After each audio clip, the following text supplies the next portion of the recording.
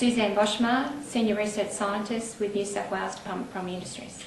Suzanne, we're talking today about tropical grasses, and particularly in central western New South Wales.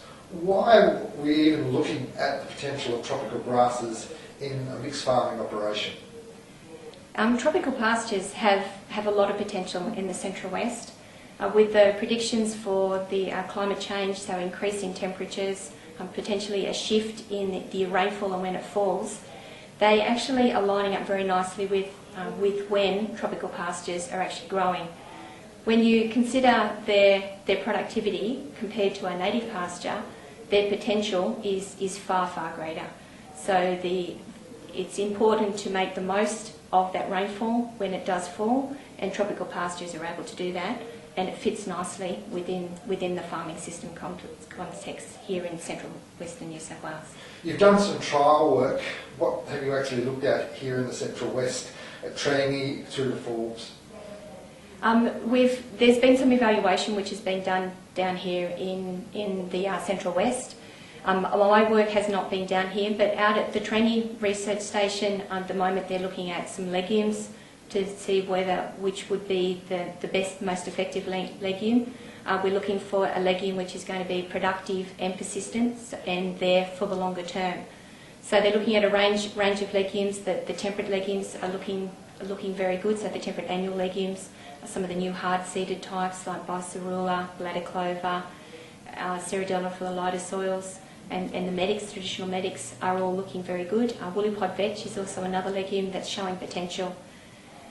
Within the tropical legumes, so the legumes that grow over the summer period, the same time when the tropical grasses, there's the desmanthus is actually looking very nice as well, and there's some studies looking at its water use patterns at Trangie as well to see how it might fit within the Central West. So does temperature and rainfall have an impact on the viability of producing these tropical grasses in central New South Wales? Well, that's one of the advantages. With the predicted climate change, they're talking about an increase in temperatures.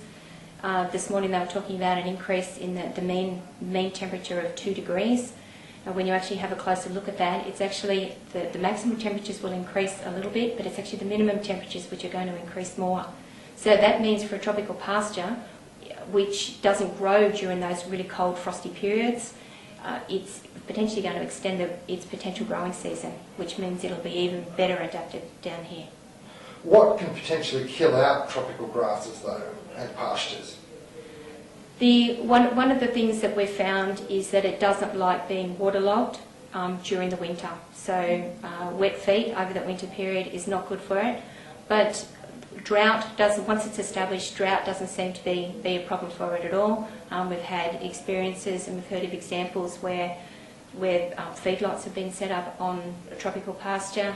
It's a temporary drought feedlot, and the soil has just been compacted and pulverised with stock being on it 24/7, and then once the feedlot's been pulled apart because the seasons of return or rainfall's returned, the pasture has come back.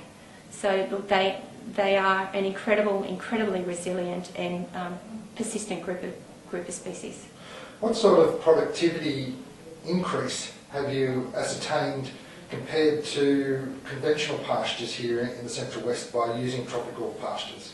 Well, if we compare it with a native pasture, the work that we've done in northern New South Wales, we found that a native pasture might be producing around 3 tonne per year over a summer. In comparison, the tropical pasture was producing between 10 to around 15 tonne, which is an incredible increase. Now that's with good fertility.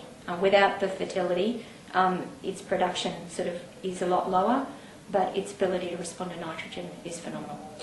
You mentioned about wet winters and the grasses and pastures not liking wet feet, but what, if any, other pitfalls have you found in trying to establish and grow and maintain tropical pastures in central New South Wales? I think prior planning and preparation is paramount for establishment of pastures. And as you come further south into the Central West, that prior planning and preparation is even more important. Now, as part of that prior planning and preparation, it's essential that you have good subsoil moisture. So we're looking at around 1 metre of stored soil moisture before you establish your pasture. and also weed control.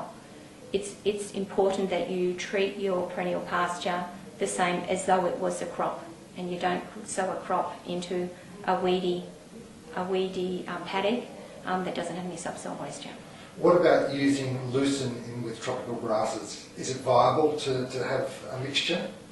I think it has potential. There's still some questions about it. Once your establishment is the risky bit, or is something we haven't probably quite nailed down yet. But once you've got it established, it has a lot of, its productivity is phenomenal. Suzanne Boschma from New South Wales Department of Primary Industries, thanks for talking with us today. Thank you.